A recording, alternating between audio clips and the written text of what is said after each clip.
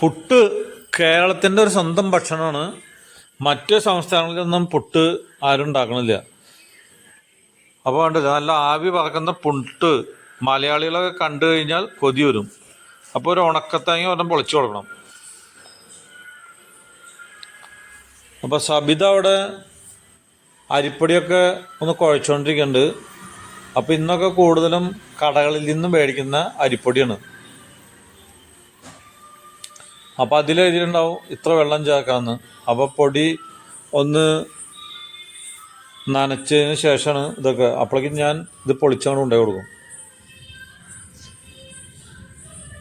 പണ്ടൊക്കെ നെല്ലല്ല അരി, പച്ചരി വെള്ളത്തിൽ കുതിർത്തിടും ഒരു 2 മണിക്കൂർ. അതിന് ശേഷം ഉരലിലിട്ട് ഒലക്ക കൊണ്ട് കുത്തി പൊടിച്ചിട്ടാണ് എടുക്കുക. ഇന്നിപ്പോൾ മെഷീനറികളായി സുഖമായിട്ട് പുട്ടുണ്ടാക്കാൻ എളുപ്പമാണ്. പച്ചരി വാങ്ങിച്ചു കൊടുത്തില്ലെങ്കിൽ കുഴപ്പമില്ല. കടകളിൽ പോയിട്ടുണ്ടെങ്കിൽ ഒരു കിലോയ്ക്ക് 60-70 രൂപ റേറ്റ്. അപ്പോൾ MRP ഒക്കെ 90 ഉണ്ടാവും. ഞാനൊക്കെ എന്ത് വെറും 70 രൂപയ്ക്കാണ്. അപ്പോൾ ആവശ്യക്കാരെ എൻ്റെ കടയിലേക്ക് വന്നാൽ മതി കേട്ടോ.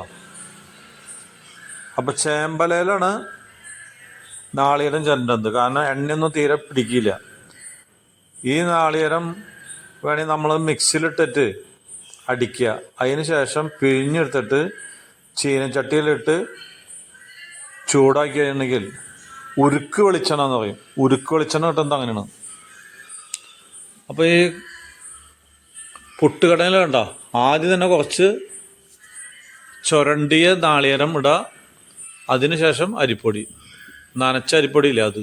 അതിന് ശേഷം വീണ്ടും അങ്ങനെ ഒരു 2-3 ലെയർ ഈ കുമ്പത്തിലിട്ട് വേണം. അതിന് ശേഷമാണ് വേവിക്കുക. കണ്ടില്ലേ?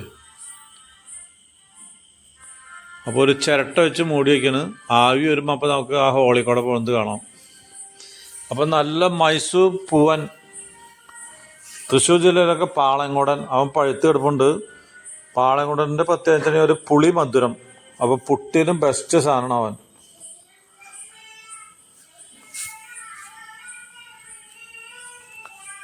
അപ്പോൾ ഒരു 5-10 മിനിറ്റിനുള്ളിൽ പുട്ട് റെഡിയാവും. കണ്ടോ, ആവി വന്നു.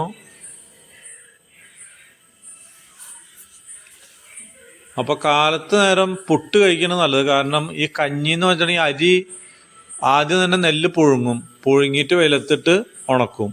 അതിനുശേഷം മെല്ലി കൊണ്ടായിട്ട് കുത്തി കൊണ്ടുവന്നിട്ട് ആദ്യം അരിയൊക്കെ കഴുകി വെള്ളത്തിലിട്ട് തിളപ്പിച്ച് അതിൻ്റെ വെള്ളം മുഴുവൻ ഊറ്റി കളയും. അതായത് കഞ്ഞി വെള്ളം, അരി വെന്ത വെള്ളം അതൊക്കെ കളഞ്ഞതിന് ശേഷം ഉണ്ടാക്കുക.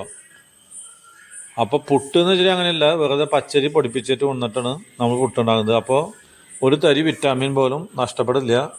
അടിപൊളി ഭക്ഷണമാണ്.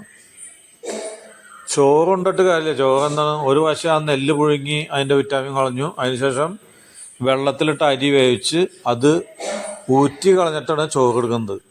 അപ്പോൾ 2 പ്രാവശ്യം നെല്ലിൻ്റെ അരിയുടെ എല്ലാ പോഷകങ്ങളും കളഞ്ഞതിന് ശേഷമാണ് മലയാളി ഭക്ഷണം കഴിക്കുന്നത്. അതേസമയം മറ്റുള്ള സംസ്ഥാനങ്ങളിലൊന്നും വെള്ളം കളയില്ല. ബിരിയാണി ഉണ്ടാക്കണ പോലെയാണ്. ഒരു കപ്പ് അരി എടുക്കുക, ഒരു 2.5 കപ്പ് വെള്ളം ഒഴിക്കും, എന്നിട്ട് വറ്റിച്ചെടുക്കണം.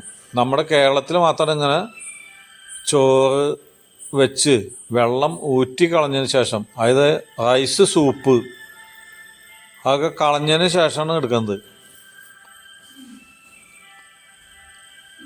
അപ്പോൾ റോബസ്റ്റ് പഴമുണ്ട്, മൈസൂർ പൂവനുണ്ട്. അപ്പോൾ റോബസ്റ്റ് എങ്ങനെയുണ്ട് ടേസ്റ്റ് നോക്കട്ടെ. അപ്പം നിങ്ങൾ പുട്ട് കാലത്ത് ഉണ്ടാക്കി കഴിക്കാൻ നോക്കുക. അതാണ് കൂടുതലും നല്ലത്. നല്ല ഊർജം കിട്ടും.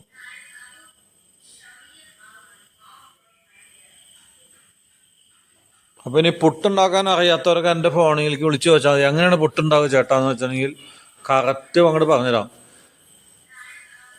എന്ത് ഭക്ഷണം ഉണ്ടാക്കാനായിട്ട് എനിക്കറിയാം. പിന്നെ ഭാര്യ സബിത ഉള്ളതുകൊണ്ട്